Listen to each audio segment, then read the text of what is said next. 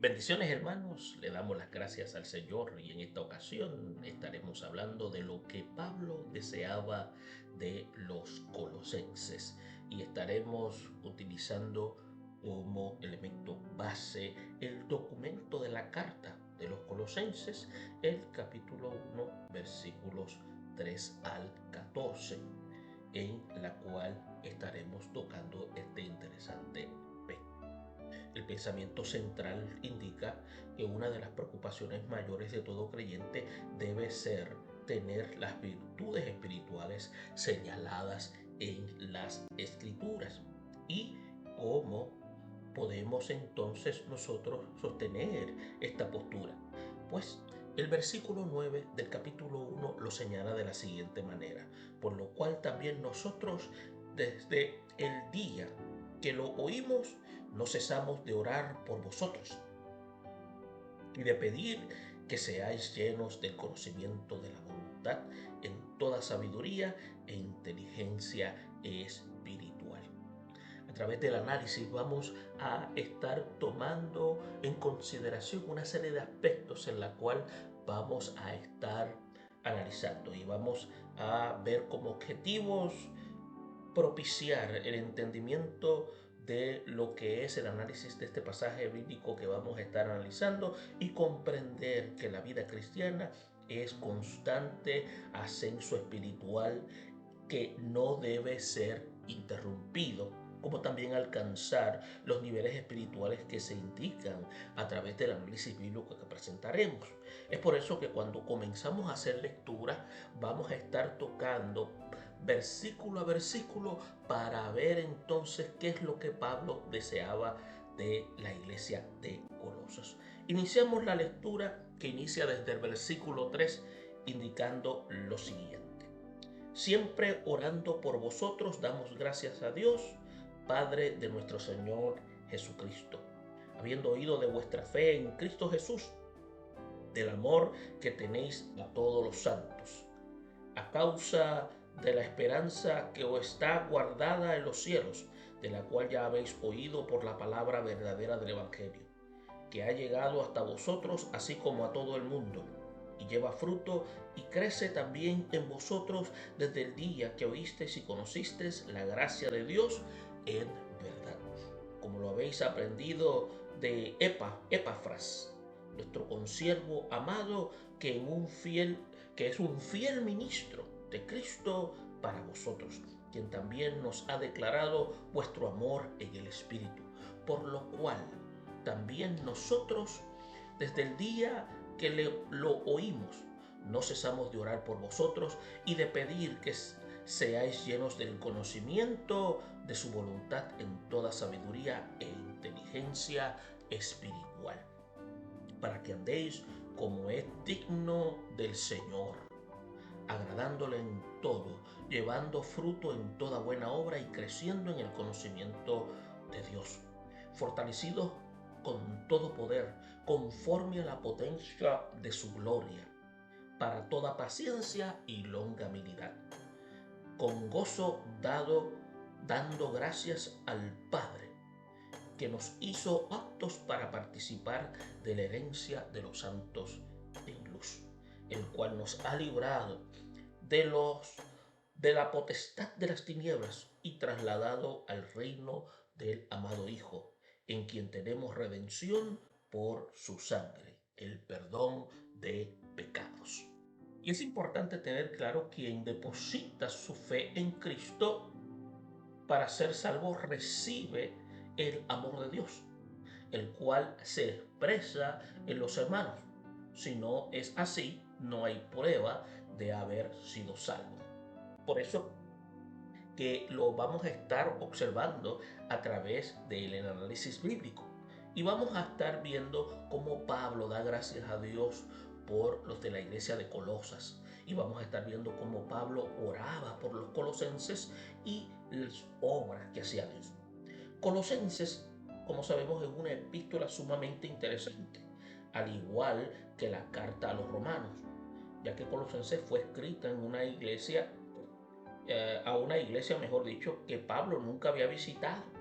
Y es una carta que fue escrita con el fin de combatir un movimiento herético judío gnóstico que se estaba propagando por el valle del río Lico, en Frigia, en el área de Asia Menor. Algunos piensan que no era uno solo, sino dos o posiblemente tres, pero los especialistas bíblicos modernos se inclinan a pensar que era un solo movimiento, pero con tres características distintas. Y habían también lo que se llaman de estos aspectos en la cual mencionamos una serie de áreas que estaban siendo atacadas. Y entiéndase que por un lado estaban los judaizantes con el énfasis en la observación de ciertos ritos, fiestas que fueron típicos en el Antiguo Testamento, entre ellos la circuncisión, la observación de ciertos días considerados sagrados y la abstención de ciertos alimentos y bebidas. Por otra parte, los ascetas con tendencias ermitañas, entendiendo cuando se utiliza la frase no manejes, ni gustes, ni aun toques, como dice el capítulo 2 de Colosenses en los versículos 20 y 23, y por otro vemos un gnosticismo esotérico que desde antes de la era cristiana se había infiltrado en grupos judíos como los esenios, con un sincretismo lleno de especulaciones teosóficas tomadas de la mitología y filosofía pagana. Este gnosticismo, ahora con matices de carácter cristiano, presentaba a Cristo como una mera emanación divina de entre las muchas que según ellos ya habían señalado. La divinidad de Cristo era negada, así como también su obra redentora. Y tenemos que ver que el apóstol se encontraba preso en Roma y durante un periodo de 2 años este insidioso movimiento herético se introdujo en la iglesia de Colosas mostrando 3 elementos particulares. Pablo se informó por medio de Epafras de los que estaba sucediendo cuando éste lo visitó en la prisión.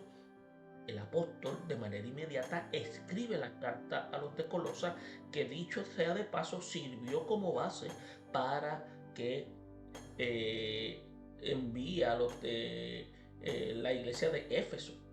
Y Colosenses se caracteriza principalmente por ser un magnífico tratado de lo que se conoce de cristología, así como Efesios se le conoce como eclesiología. También tenemos que ver lo importante en la cual el apóstol Pablo interviene ante esta situación, porque ante este asunto no había que tomar pausa, había que intervenir de manera inmediata. Es por eso que vemos que en los versículos 3 y 4 vemos que después del saludo habitual de Pablo, les hace saber a los de Colosas que en las oraciones siempre le están dando gracias a Dios por ellos. Ahora la pregunta es, ¿a quiénes se refiere el apóstol cuando usa el plural damos? Pues Timoteo, quien es mencionado en el versículo 1, a Aristarco, quien acompañaba a Pablo en la prisión, a Juan Marcos, sobrino de Bernabé, y al autor del segundo evangelio, un tal Jesús llamado Justo, Epafras, Lucas y el autor del tercer evangelio y demás. Y esto usted lo puede encontrar en el capítulo 4, versículos 10 y 14. Ahora, había lo que se podría decir una galería distinguida de siervos de Dios que se encontraban con el apóstol Pablo, asistiéndole y también uniéndose en las oraciones. También hay que ver que aunque Pablo nunca había estado en Colosas, sin embargo les hace saber que estaba al tanto de su fe en Cristo y del amor que tenías hacia ellos. Y cuando Pablo escribe su carta a los romanos, tampoco conocía la iglesia de Roma. También porque nunca había visitado esa ciudad. Pero al igual que en el caso de la iglesia de Colosas, estaba al tanto de la fe que tenía en nuestro Señor Jesucristo, la cual se divulgaba por el mundo de aquel tiempo. Ahora, de manera que Colosas y Roma son dos casos de la preocupación del apóstol por las iglesias que no había fundado y ni siquiera visitado, pero por los cuales se preocupaba y oraba siempre. Usted puede notar, por ejemplo, en el versículo 4 dice que hay un dúo, fe y amor. Luego en el versículo 5 Pablo añade esperanza. También vemos fe, esperanza y amor en el tema, podríamos decir, clásico de los escritos paulinos. Y ahora permanece, dice, la fe, la esperanza y el amor, como señala en la primera carta a los Corintios en el capítulo 13, versículo 13. Ahora, cuando habla de justificados pues por la fe, esperanza, amor, también lo hace en Romanos 5, 1, 2 y 5. Y después dice, pues nosotros, por el Espíritu, guardaos en la fe, la esperanza, sino la fe que obra por el amor, que también lo hace mención en la carta de Gálatas en el capítulo 5, versículo 6. Los versículos 3 y 4 de los Colosenses contiene dos puntos que deben ser tomados en consideración. Número uno, las oraciones constantes de Pablo a favor de la iglesia. Ahora, ¿cuántas iglesias existirían en tiempos de Pablo?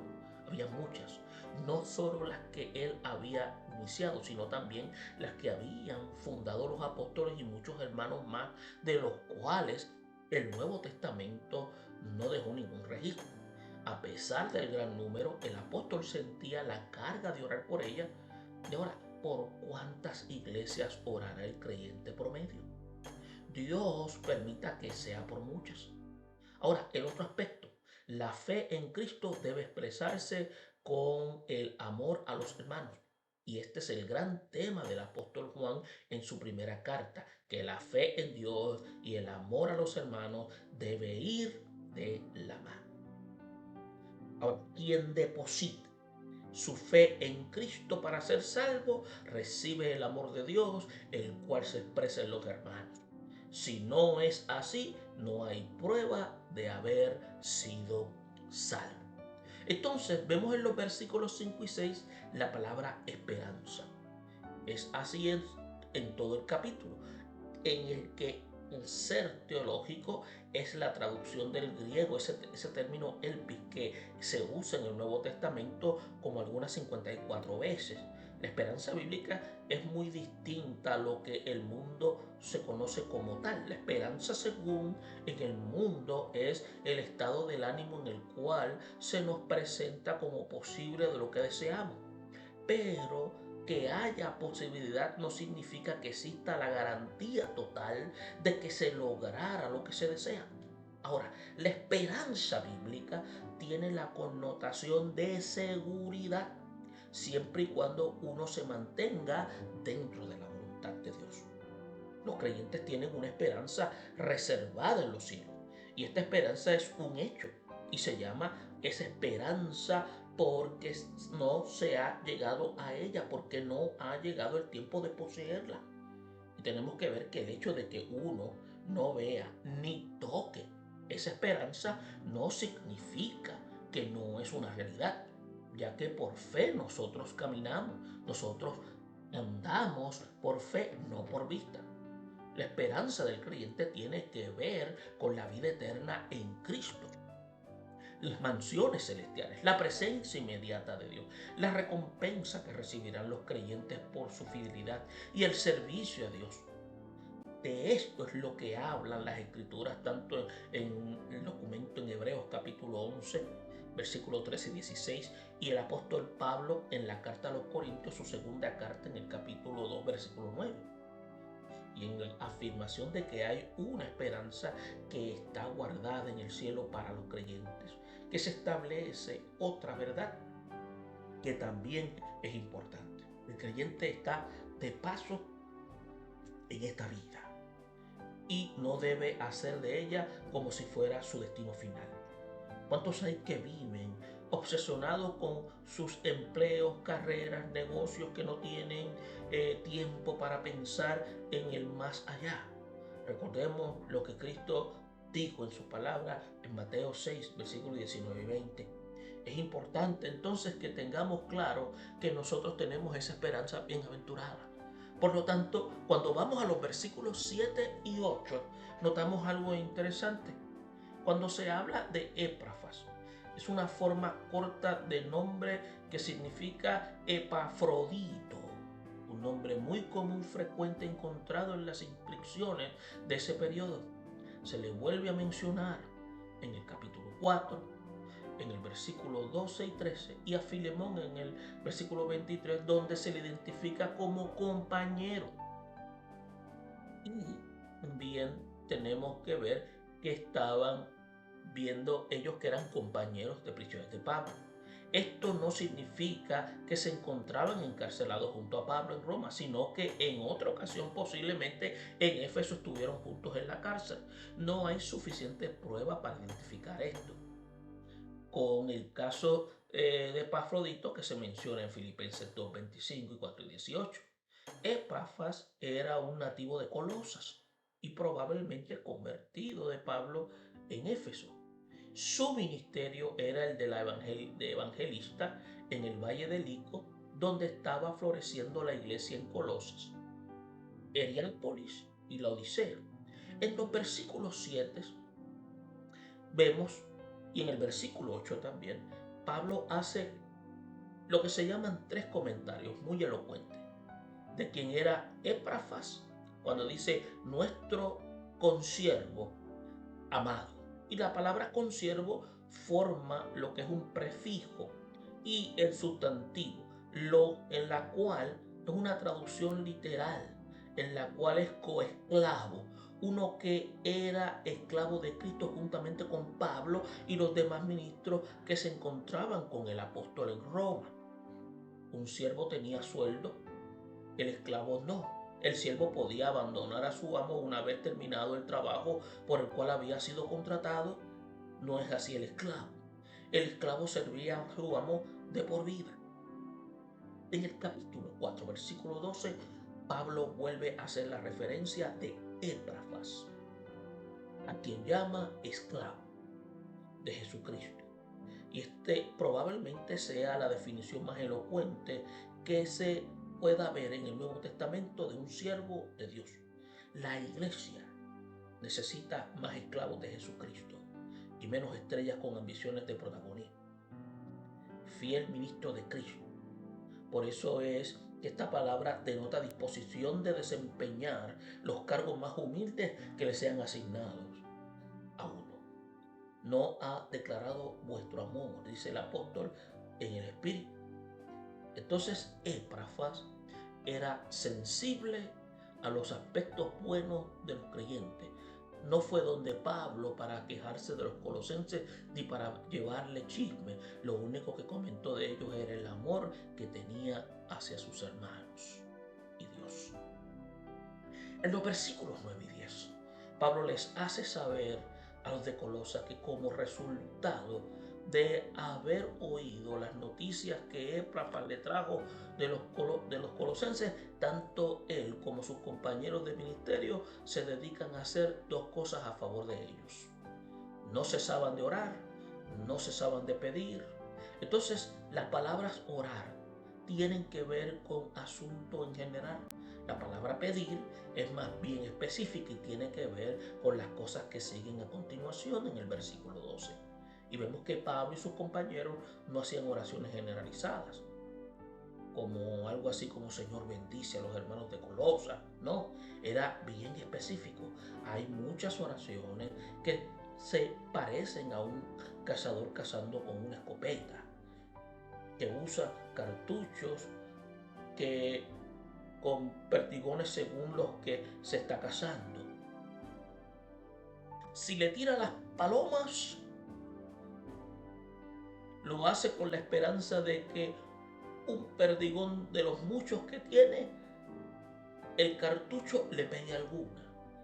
Pero los que se dedican a la caza de animales grandes no usan escopetas, sino rifles con mira telescópica. Y sus cartuchos contienen una sola bala. Las oraciones de los creyentes no deben ser como las escopetas que disparan con la esperanza de pegar a algo, sino deben ser como los rifles con mira telescópica, que se concentran en un solo blanco. En los versículos 9 y 10, Pablo menciona 5 cosas específicas por las cuales oraba él y sus compañeros, de las cuales vamos a analizar 2 y tenemos que verlas. Que seáis llenos del conocimiento de la voluntad en toda sabiduría e inteligencia espiritual. La vida cristiana no puede ser si no se sabe cuál es la voluntad de Dios. Es como querer hacer un viaje sin saber a dónde dirigirse. El que viaja se dirige a un sitio en particular. Por lo tanto, de lo contrario, lo único que hace es recorrer distancias sin objetivo alguno, porque el que no sabe a dónde va no llega a ningún lugar. Para que andéis como es digno del Señor. Es por eso que la palabra andar significa conducta, estilo de vida, aquello que no es, uno es y lo que la gente percibe. Nótese que este requisito viene primero de la acción de llevar fruto en toda buena obra. Antes de que uno intente hacer cosas para el Señor, debe vivir como es digno de Él. También en los versículos 11 se siente en nuestro idioma un tanto redundante cuando dice fortalecido con todo poder, conforme a la potencia de su gloria. Pero en el contenido antiguo, lo que en nuestro idioma parece redundante es enfático. La exhortación de Pablo conlleva a verdades que deben ser siempre recordadas por los creyentes. El término fortalecido es un participio en el tiempo presente y en voz pasiva. Y el tiempo presente denota una acción continua, sin interrupción. La voz pasiva significa que el sujeto de la oración recibe la acción del verbo. Los colosenses son el sujeto de la acción del verbo, acción que en este caso produce el Señor. Por lo tanto, Pablo está hablando de un fortalecimiento constante que el Señor produce en los suyos. El cristiano no se fortalece con buenas obras que lleve a cabo por su propia cuenta, tampoco con buenas instrucciones que tenga planes personales, que supuestamente le den firmeza a su experiencia espiritual. El único fortalecimiento que mantiene victorioso al creyente es aquel que le concede el Señor cuando busca su presencia y ayuda. Y es por eso que el Señor fortalece exclusivamente a aquellos que reconocen sus insuficiencias, limitaciones, debilidades. El fortalecimiento del Señor es siempre en proporción a la necesidad que uno ve de tal fortalecimiento. Quien no ve la necesidad de ser ayudado nunca recibirá el auxilio del Señor. Fue precisamente el publicano que reconoció su bancarrota espiritual, quien salió, como dice la Escritura, del templo perdonado, el que no miró la necesidad de la misericordia de Dios sobre su vida, no recibió la aprobación de Dios. Es importante eso. Es importante que aprendamos a reconocer que nosotros dependemos de Dios. En los versículos 13 y 14,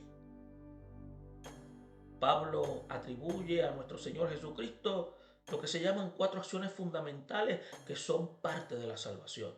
Dice, nos ha librado de la potestad de las tinieblas, ha trasladado del reino de su amado Hijo, en quien tenemos redención por su sangre y el perdón de pecados. Y si consideramos el significado en términos teológicos de estas 4 acciones, se refiere aquí, 1, que nos ha librado de la potestad de las tinieblas, significa aquí librar para describir las acciones redentoras de Dios a favor del pueblo que tiene raíces en el Antiguo Testamento. Y por ejemplo la liberación de Israel del poder opresor y esclavizante de Egipto, que es descrita en el Antiguo Testamento con las palabras librar. Es por eso que en 19 libros del Antiguo Testamento el verbo librar es usado de una manera preferente para describir los actos redentores de Dios. Esta palabra no significa principalmente la protección de Dios sobre el pueblo, protegiéndolo de algún mal que se avecina. En el pasaje, Pablo habla de la potestad de las tinieblas, donde los creyentes antes se encontraban y de la cual fueron sacados por medio del sacrificio de Cristo. El otro dice, trasladados del reino de su amado Hijo. Tenemos que ver que el acto redentor y el acto redentor de Dios entonces se consigue únicamente en sacar de la potestad de las tinieblas, sino también sacar para poner al creyente en un reino luminoso. Librarlo de la ignorancia, pero sitúa a este donde está el conocimiento de los misterios de Dios. La vida cristiana es una experiencia de transición en la cual uno pasa de una hegemonía malévola, entiéndase, de las tinieblas, a una benévola, a la de Cristo. El aspecto en el cual habla a quienes tenemos redención por su sangre es la diferencia entre la palabra que significa esta redención, que es esa liberación y liberación, es que redención connota la idea de un pago que se hace para lograr esa redención. El pago de nuestra redención fue el sacrificio de Cristo en la cruz y el perdón de pecados. Es por eso que cuando se habla del perdón de pecados, el libro de Hechos enfáticamente se afirma que la salvación consiste en recibir el perdón de los pecados. Perdón de pecados significa que uno ha sido declarado absuelto de todas las acusaciones que se habían en su contra. Si usted analiza a través de lo que acabamos de mencionar, tenemos que ver, número uno, las constantes oraciones de Pablo a favor de una iglesia que nunca había visitado. Pablo nunca había estado en Colosas, sin embargo, sentía una carga muy grande por todos los miembros que integraban la iglesia. Lo mismo había pasado con la iglesia de Roma, a pesar de no haber estado con ella, y la mantenía en sus oraciones.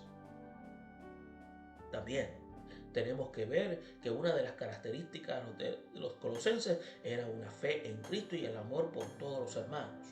Ellos habían puesto en primer lugar su fe en Cristo y esta fe originada en el amor hacia todos los cristianos.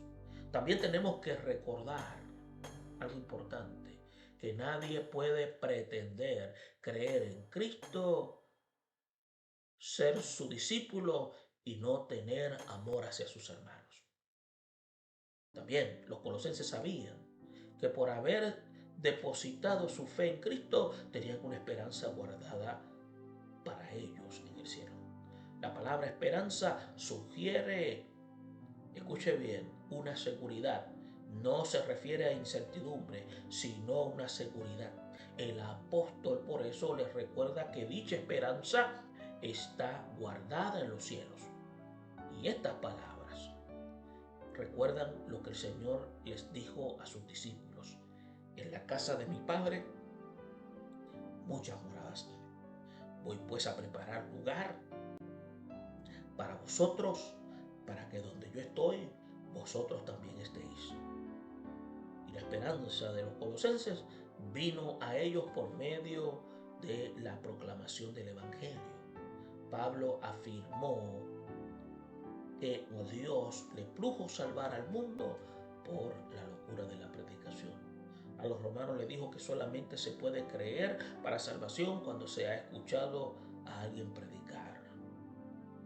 Y es por eso que la necesidad de estar llenos del conocimiento de la voluntad de Dios, y entiéndase, la voluntad de Dios no se supone, no se adivina, no se calcula. Nadie puede especular con cuál es la voluntad de Dios para su vida. Es necesario que todos sepamos lo que Dios demanda de cada uno. Y por último, el creyente debe andar como es digno en el Señor, agradándole en todo, llevando fruto de buena obra, creciendo en el conocimiento, fortalecido en el poder de Dios y perseverando hasta el fin.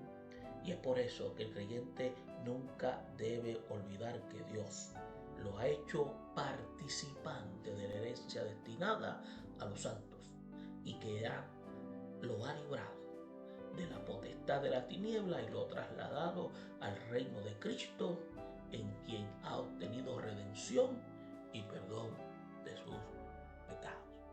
Bendiciones. Bendiciones.